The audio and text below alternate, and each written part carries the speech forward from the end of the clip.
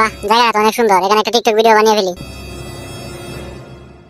তুমি আমার চাঁদ, আমি চাঁদেরই আলো, যুগে যুগে তোমায় আমি বাসবো ভালো।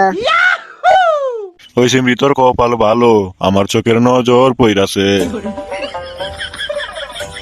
আজকে মনের হেডকোয়ার্টারে তোরে দেখা আগুন লাইগাছে।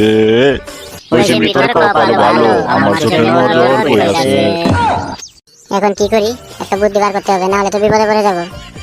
কি ব্যাপার সুন্দরী, কি ভাবছো? আমাদের গানটা কেমন হয়েছে বলো তো?